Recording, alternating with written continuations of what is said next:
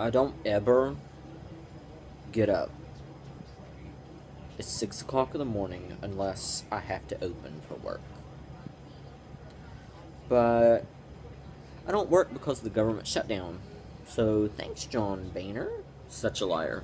Actually, I'm off of work today because my boss at work decided, like literally with maybe about 24, maybe 36 hours, I was off Monday and Tuesday. And my boss texted me Monday evening and was like, how would you like to be off Wednesday and Thursday and come back on Friday? And I'm not going to be able to take all of that. What the hell is that?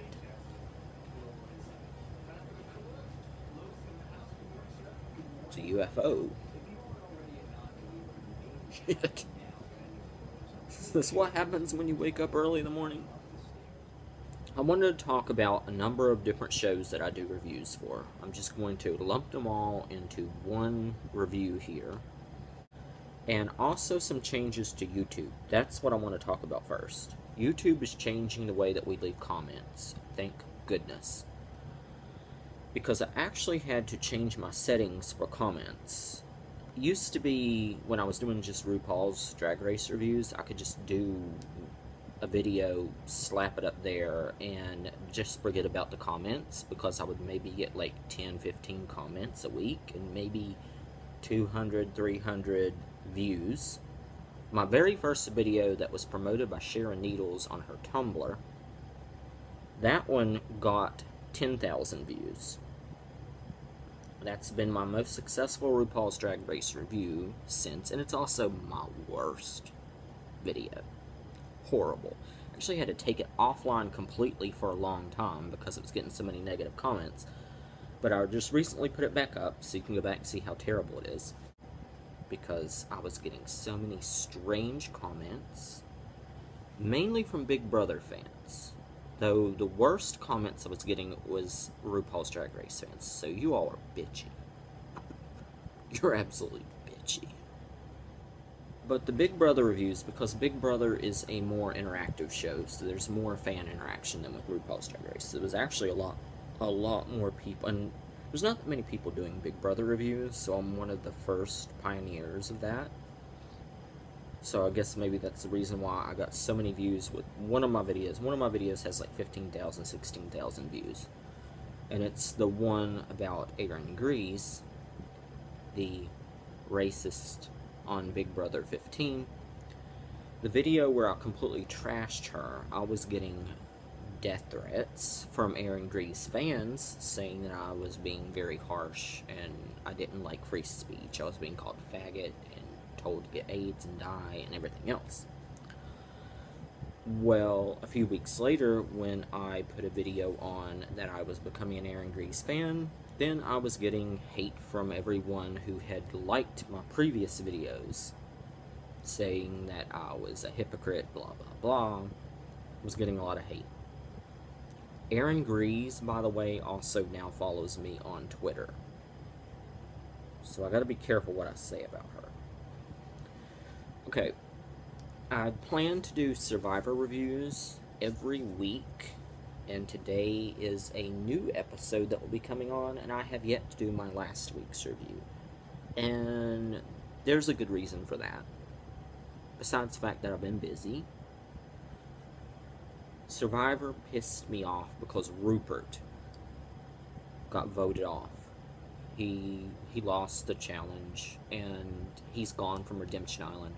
Rupert was one of my favorite players of all time on Survivor. This is like his 4th appearance. And this is his shortest appearance. I mean, he didn't last 2 episodes, and he's gone. So, I was mourning that. Hayden, who was from Big Brother, who's now on Survivor, he's not doing anything for me. It's disappointing. I'm depressed about that. And the videos that I was doing was called 10-minute tribal counts, as well as telling you if I thought that the tribe made the right decision. The newcomers' tribe strategy this week,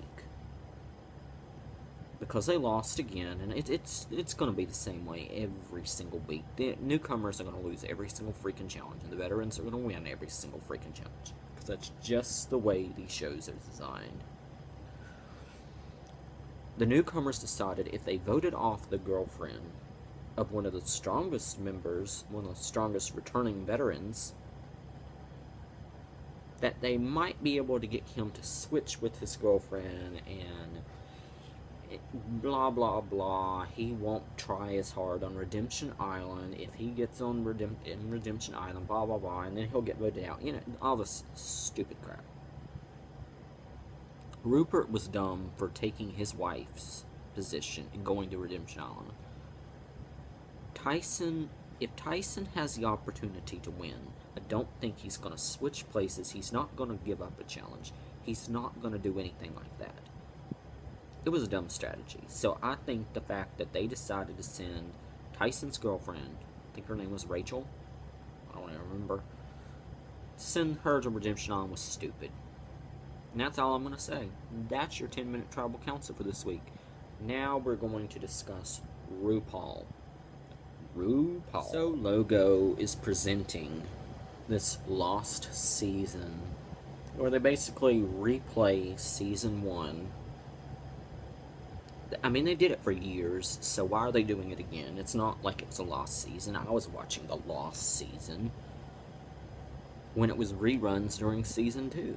And I also saw it on VH1, so it's not like this is a lost season. I don't know why they're bringing it back now. It's stupid. Absolutely stupid. But hey, I'm going to watch it again. Probably not going to do reviews on it every single week, but, you know. I mean, it was fun to watch. I remember that one of my favorites that season was Rebecca Glasscock. Just mainly because she was the underdog all throughout the season, and no one really liked her. But hey, I liked her. I liked Tatiana during her season, so I was a fan of the underdog. I don't go for the person that everybody thinks is going to win. I didn't like BB, who ended up winning. I just did not like that. She's from Cameroon, and RuPaul with that annoying, Cameroon, that pisses me off. I couldn't stand that. BB was from Cameroon, and I don't care if she lived in the United States or did tours of the United States. I felt in my heart, this being season 1, this is my opinion going into that season, that it was the search for America's Next Drag Superstar. Not Africa's, not the world's, not, North America's. This was America's. So there should have been an American girl that should have won. I did not like BB there, did not want her to win. I thought she was boring. But hey, there are a lot of people that think I'm boring. Oh well. See if I care. I'd completely forgotten all about Jade and Akasha. Totally forgot about them, so it was kind of interesting seeing them on the show again. The budget for this season, it was low. It was like Simon Cowell X Factor 3 budget. Well, not quite. But it was pretty bad. It was a Dollar Tree budget, as evidenced. That first challenge, Dollar Tree challenge,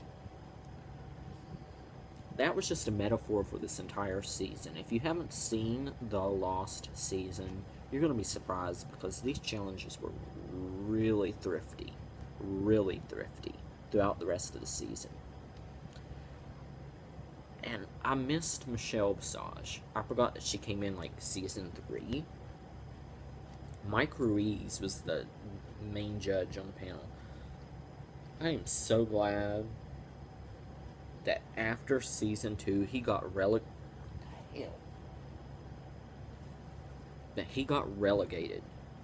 to the A-list, because that show is crap. But that's where Mike Ruiz needed to be. Now, Mike Ruiz does do guest stints on every single season of RuPaul's Drag Race. Oh well, he's like cinematographer. But he was commonly on the panel. Billy B. Ugh. Billy B. Don't like Billy B either. Michelle Visage is the best person to keep on that panel. Let's get rid of Santino Rice. Actually, I would like Lady Bunny to come and be on the panel for next year. But that's season 6. This is not the lost season. Never really followed season 1 as much as I did subsequent seasons, mainly because on Logo was new at that time. The show that really got me hooked on Logo was that tranny bachelorette show with Calpurnia Adams. That was the only thing I really watched on Logo at the time. Speaking of RuPaul season 6, I had said I was going to do a video on Florida queens that might be on the show, because I didn't cover any of those on my last preview rumors predictions video. The only person that I can legitimately say might be from Florida on season 6 is Misty Eyes. She's from Miami. She's on YouTube, very popular on YouTube.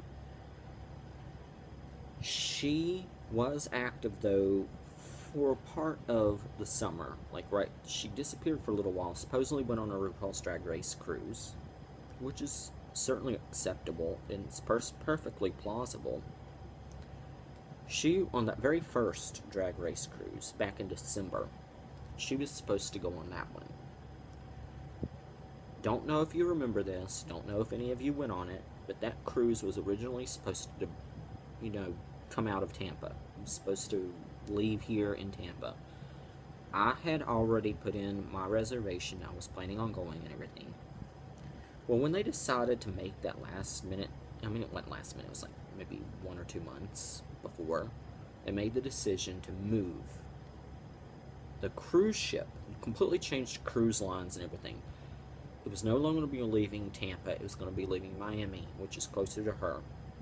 And I had commented on one of her videos that I was so upset by it that I just canceled. And it was true. I was glad that it was going to be departing out of Tampa. It was much easier for me to leave. But I asked for my money back, and Alan Chuck Travel said that was perfectly fine. They offered to refund anybody that was upset by the change in travel with no questions asked. Normally, in normal circumstances, you don't get all of your money back, but I got all of my money back. I didn't have a car at the time. That was when my car first started having problems. And it was not going to make a trip to Miami.